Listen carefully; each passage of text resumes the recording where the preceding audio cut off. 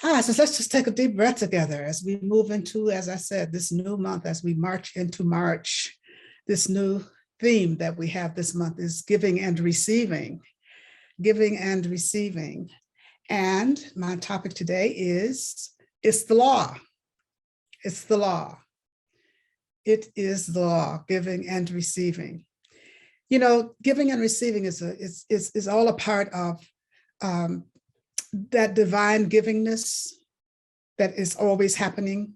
For God is a gift and the giver. God is always giving of itself. God has made the gift just by giving of itself. And we are always receiving the goodness of God, wherever we are, whatever we're doing.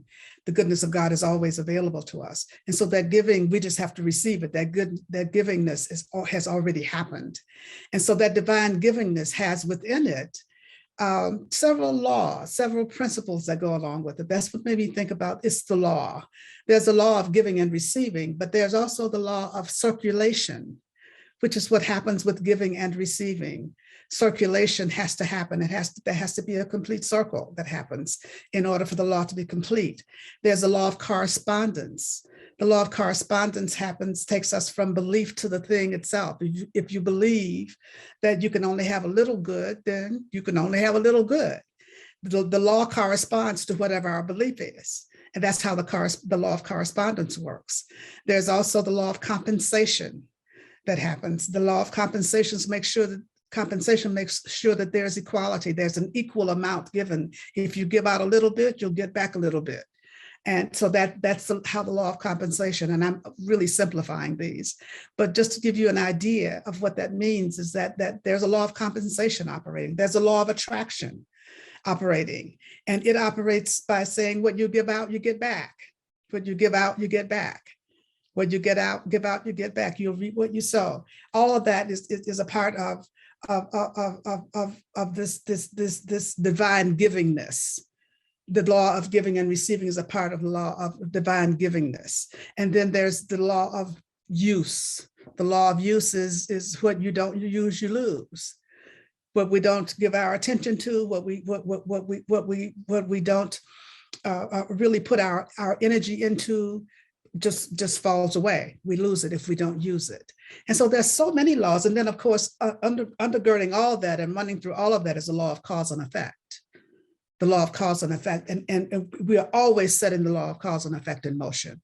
And with our givingness, with our gifts, we set the law of cause and effect in motion. So all of these laws operate when we start to think about the law of giving and receiving. And that's why I wanted to just talk a little bit today about it's the law and how these laws work and how the law works and how we work it. The law works according to how we work it. It's up to us how we're going to work it. It's up to us how we're going to use the law of giving and receiving and how we're going to operate in it.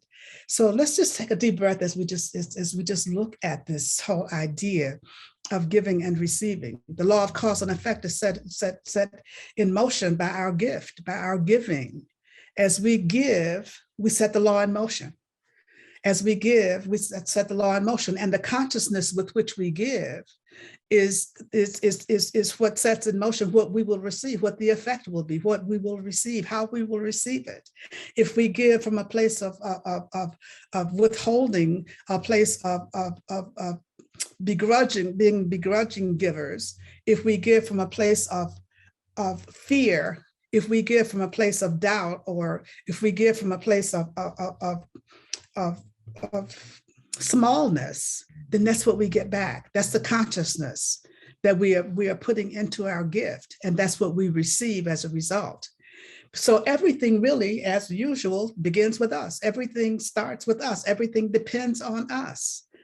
Everything depends on us when it comes to giving and receiving also. So if we want to have a successful life, if we want to live a full life, if we want to have a really broad life, if we really want to really experience the allness and the fullness of life and experience the allness and fullness of the gift of God that has already been made to us, then it's up to us how open we're going to be to it. It's up to us as to how we're going to set the law in motion so that it works for each one of us.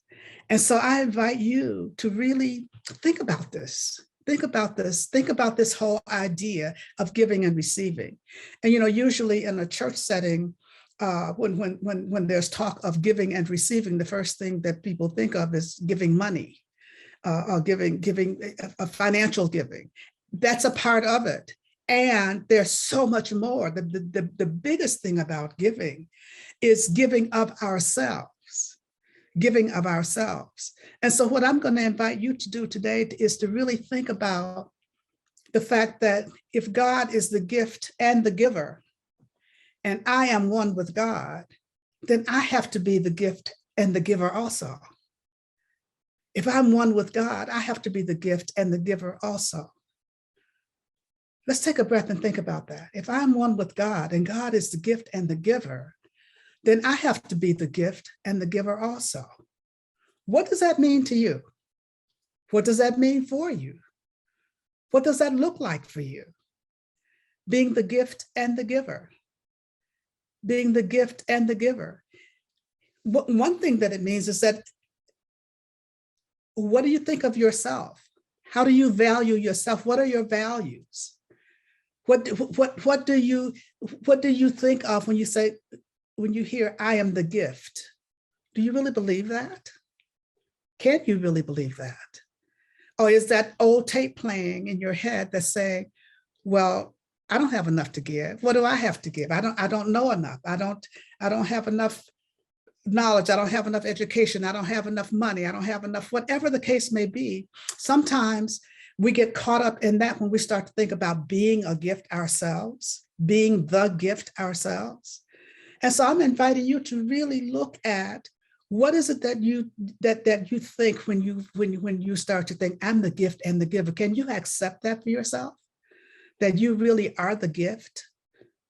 That you really are the gift? Can you accept that? Can you believe that? Can you operate from that premise that you really are the gift? Are you willing to do that? That's the question, the big question. Are you willing to consider that you are the gift? That you are the gift, and then be willing to give of yourself to life. If we want something from life, we have to give something to life. Jesus said, freely you give, freely you shall receive. And by whatever measure you give, it shall be returned unto you, pressed together, pressed down, shaken together, and pouring forth. And so freely you give, freely you will receive. But when we give of ourselves freely, when we make sure that we recognize that we are the gift and give of ourselves freely, then the floodgates open.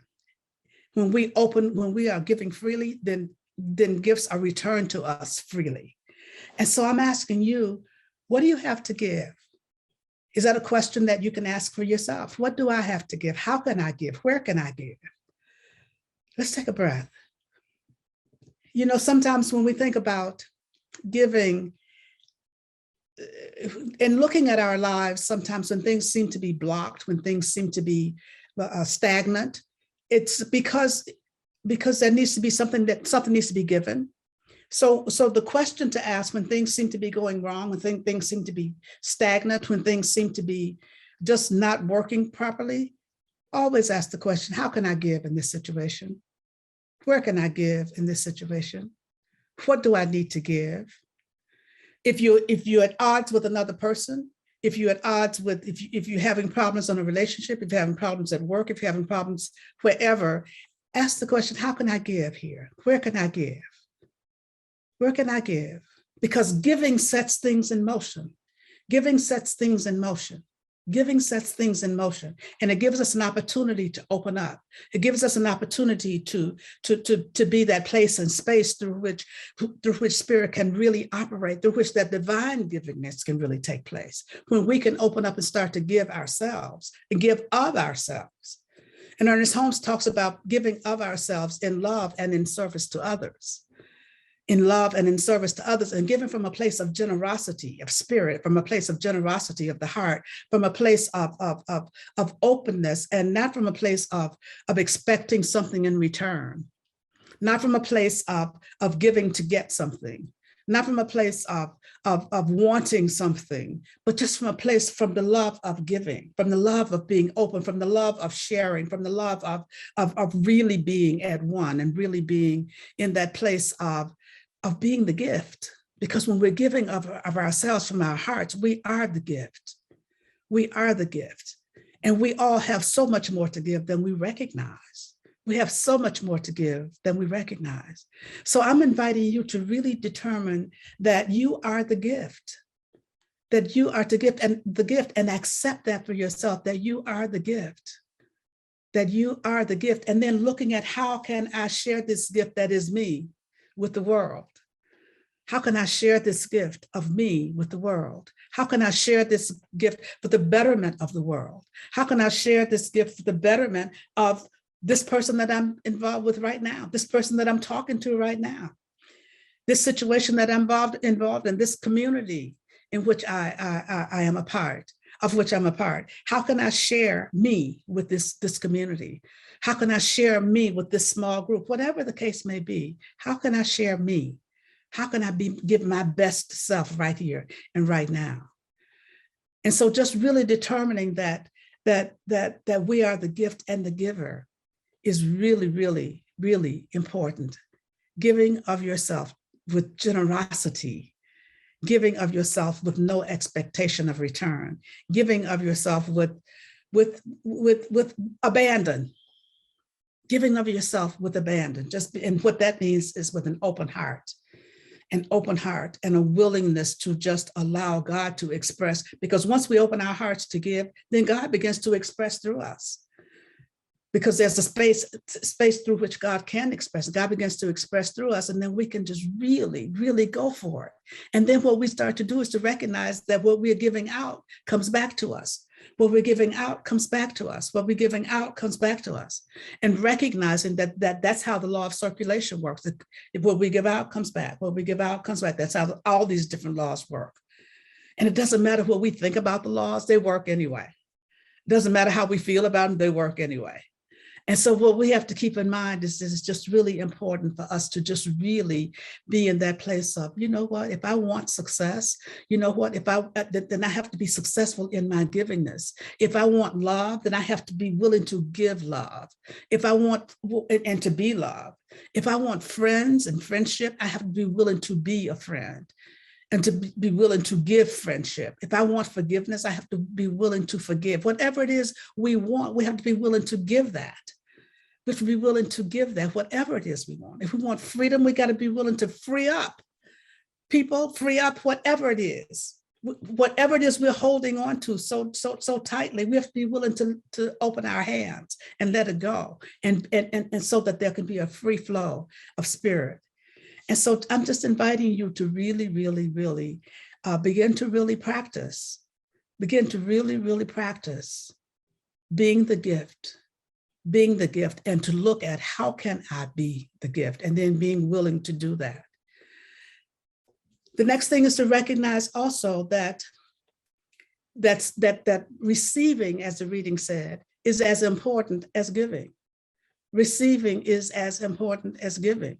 You know, we've heard so much that it's more important to give than to receive. Well, when we just give, then the circle can't be complete. When we just give, the circle can't be complete. Ernest Holmes says that giving and receiving are like two doors into the same hall. And if we want to have fresh air going into the hall, then both doors have to be completely open. If you want to have fresh air circulating into the hall, both doors have to be open, the door of giving and the door of receiving. That's how the law of circulation works. That's how the law of circulation works. So if we're only giving, and sometimes, have you ever met people who just want to give, because that's also a way of control. That's also a way of maintaining control, of being in control, of exercising power. If there's an imbalance of power, if there's only a giver, there's an imbalance of power if there's only a giver, because the giver is always giving, and the person to whom whatever the recipient of the gift is feeling less empowered, or the giver feels more powerful. And so just recognizing that when there's an equality in giving and receiving, because it's two sides of the same coin. It's two sides of the same coin. So we have to recognize that as we give, we're giving with an open heart, and it comes back to us openly. We're giving from a place of generosity, and it comes back to us generously. We're giving from a place of freedom, and it comes back to us freely. And so that's what we have to keep in mind, that we are giving.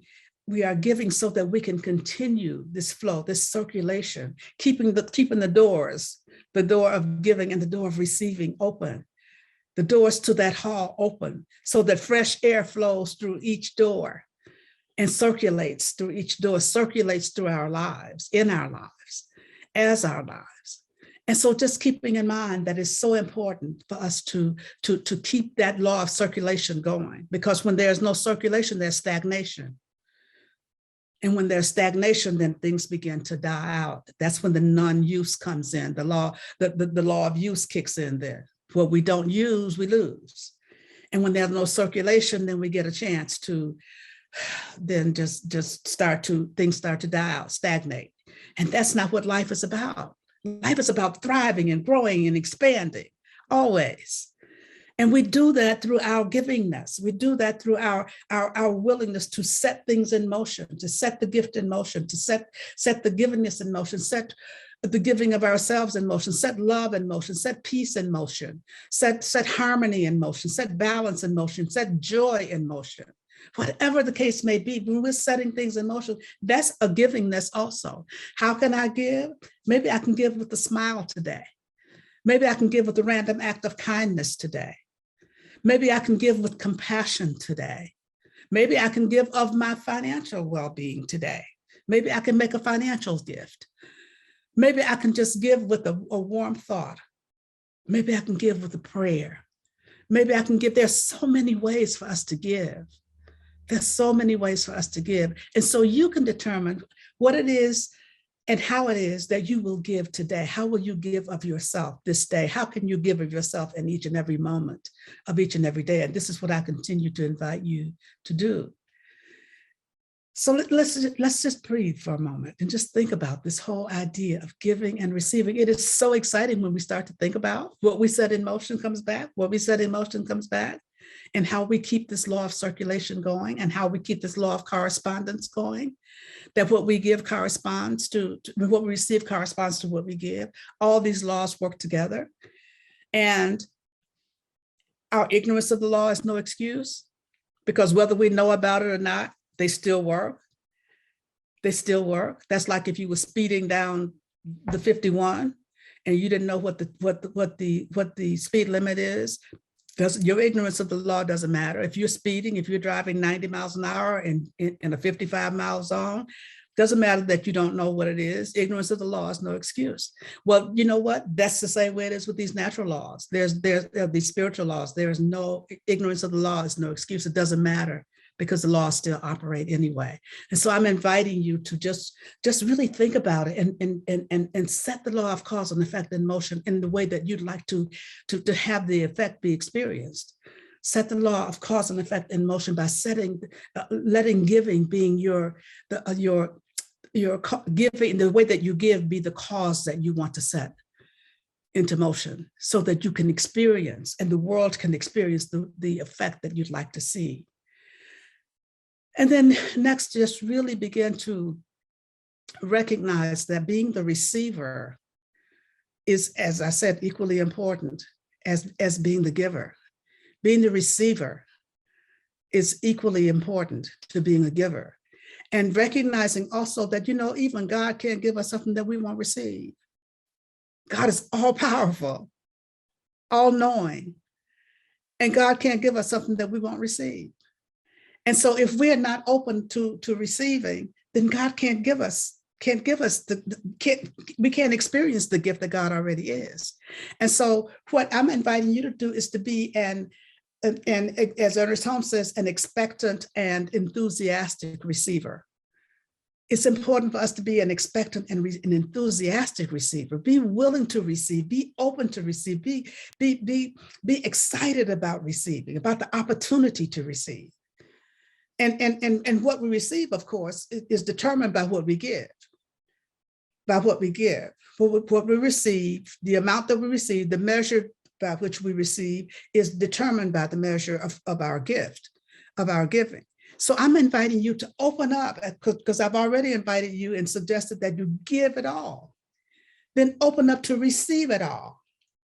Look at life as a big buffet. Think about life as a big buffet. We were talking about this in the book study yesterday, about life being a big buffet. And you know, when you go to a buffet and there's a big sign saying, all you can eat, and they lay the table out, the spread is out before you. And you walk in, and once you are admitted into the place, then all you can eat is yours. That's the way life is. God has spread this table before us and says, all that you can eat is yours. All that you want is yours. All that you can have is yours. All that you can receive is yours. We have to be willing to receive. When we go to a buffet, we don't. Do you walk in and start to think about, well, I'm not going to get so much because there won't be enough for everybody else. I'm not going to get 2 servings of shrimp. That won't be enough for anybody else. Or somebody, wonder what people would think if I eat this many potatoes, or if I go back for a second helping, or if I go back for a third helping, or look how much that person over there is getting. I wonder why they're getting so much Jell-O. I wonder why they're getting so much fruit. I wonder how many times is she going to go to that salad bar? You know, or how many times am I going to go to the salad bar? You know, all these questions that come up, and the big sign says, all you can eat. The big sign says, as much as you want. And we hold back. We hold back because we of whatever, maybe feeling undeserving, maybe feeling that there's not enough to go around, maybe feeling like, what will other people think, or whatever the case may be. But the sign says, all you can eat. All you have to do is get up and get it. All you have to do is get up and get it. And you can go back as many times as you want. They didn't say all you can eat within a 1-hour period, or all you can eat within from 9 to 5 or 2 to 6 or whatever the case may be. It just says all you can eat. And so how often do we put these parameters, put these restrictions on our livingness, on our receiving the gifts that God has already given to us? Well, I can't have this much. Oh, that's too much. When somebody starts giving us gifts, you say, oh, that's just too much for you to do. Oh, that's too much for you to give. Oh, thank you so much, but you didn't have to do all that. Or whatever the case may be, rather than just opening up and saying, yes, yes, yes, thank you. And I may have mentioned to you before that I have a really good friend who says frequently when she receives all kinds of demonstrations, all kinds of blessings, and when she receives them, she says, thank you, God, more please. Thank you, God, more please. And the first time I heard her say that, I was just really shocked by that. Like, really? But she says, thank you, God, more please. And when she does that, then more comes in. But her thought is always, her response is always, thank you, God, more please. And so I'm inviting you to open up, to receive, open up to go to that buffet that says, all you can eat. And say, thank you, God, more please. Because, every time you empty one of those trays or empty one of those containers at a buffet, someone comes out and fills it right back up. They come out and fill it right back up. They come out and fill it right back up. I don't care how many times it gets empty. And that's how it is with the abundance of God. The horn of plenty is always pouring forth good. And what we have to do is to have a cup that's big enough to receive what we want. We have to have a cup that's big enough to receive what we want. This is what the law of circulation looks like. This is what the law of compensation looks like. This is what all these different laws of giving and receiving look like. We have to be open to receive. We have to be open to receive, and our gift determines the amount of what we receive. And so see how these things work together. Our givingness determines our receiving. Our givingness determines our receiving. The consciousness with which we give determines what we receive, because it's all about consciousness. It's all about what's in our hearts, what's in our minds, what our intention is. It's all about our belief. It's all about believing that we deserve it all. We deserve it all. Why not? Why not? Is there anything to keep you from deserving it all? God has given all. Why is it that we can't receive it all? Why do we feel that we don't deserve it all? Why aren't we willing to take it all? Yes, there's enough for everybody. God has given itself and is available to everyone. And what we need to do is to stay in our lane and decide that, yes, I'm opening myself to the goodness of God right here and right now. I am an expectant receiver. I am an enthusiastic receiver. I am a loving giver and an enthusiastic receiver. I am a generous giver, and I expect the riches that come from my generosity as the result of my generosity. I am a loving giver. I expect the love that comes from my generosity. I am an unconditional giver, and I expect unconditional gifts to come from my being unconditional. So this is what I'm inviting for each one of us to really, as we go through this month, to really, really move into the concept of the excitement of just being an unconditional giver and receiving unlimited gifts as a result, receiving unlimited good in our lives, because good is unlimited. Only we can limit the good that comes in. And our gifts that come in, the good that comes in, is determined by the gifts that we give out. And so I'm inviting you not to put a limit on your givingness. Don't put a limit on your gift. Don't put a limit on giving of you. And there won't be a limit on what you receive. You'll have an opportunity to experience and to really partake of this buffet that's been laid out before us. And the buffet has already been laid out before us. Take advantage of it. All you can eat, all you want, is yours now, not in the future, not in the by and by, right now. It's available right here, right now. And so open up and be determined to be an enthusiastic receiver, an expectant receiver of all the gifts of the Spirit that have already been given to us. And then watch your life just really, really blossom, just really, really, really take off. This is what my invitation to you today is, to partake of this law of giving and receiving, is to be active in it, is to experience it to the highest and the fullest and the very best, to experience that all that God has given to us already, because God isn't going to give any more. God has already given it all. And so just open up and say, yes, yes, yes. And then watch your life really take off in the way that you'd like it to, in ways you can't even imagine. So let's take a breath together as we just turn within in this moment now for prayer. Just taking a breath and just letting it go.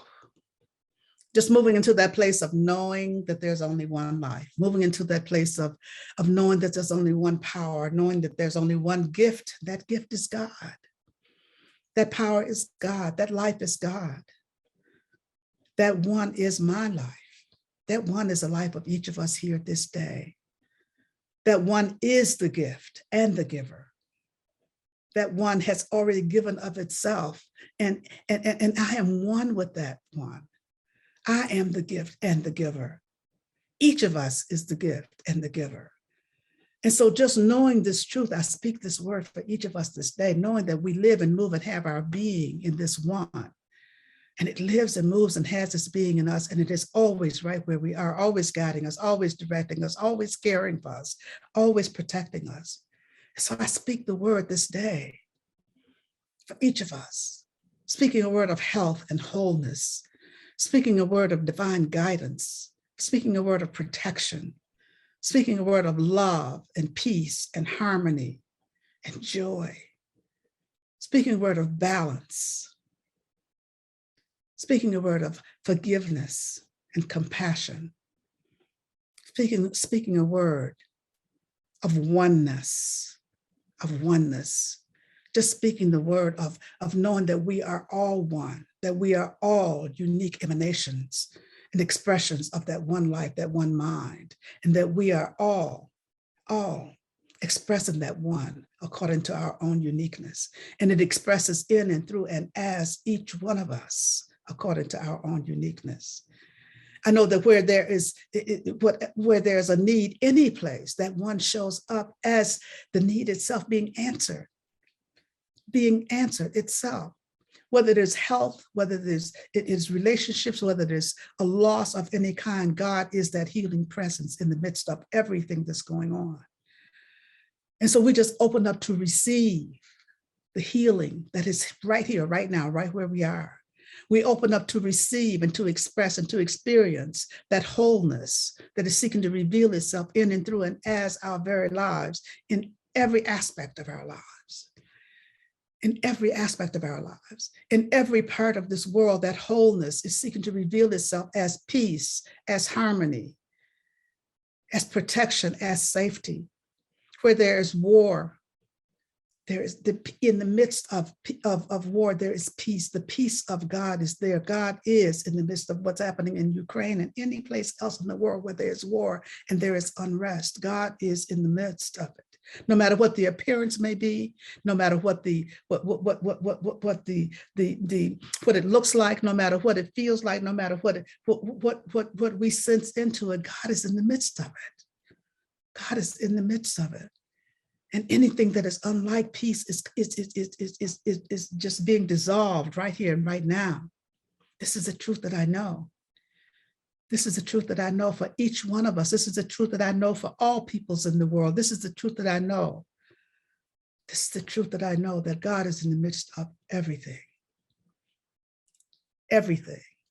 And that peace is established, harmony is established, love is established everywhere. Light transcends the darkness everywhere. This word goes out to anyone on this planet needing a prayer this day, knowing that right where each one is, God is in every situation, every circumstance, every event. God is in the midst of everything. This is a truth that I know, that God is in the midst of everything, and that all indeed is well. All indeed is well. And so I pause momentarily so that you may speak the name of anyone you'd like held in prayer this day. You may speak their name silently or aloud, and you may speak them now.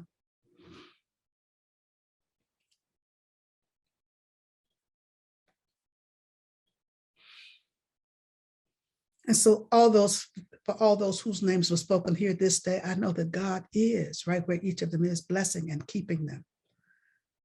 And that all indeed is well, that there's guidance, there's direction, there's harmony, there's enough everywhere. For the word spoken, for the perfect manifestation of this word spoken this day, I give great thanks. I know indeed that all is well. I know indeed that all is God. And I stand in this knowing that all is God. And I simply allow it to be. And so it is.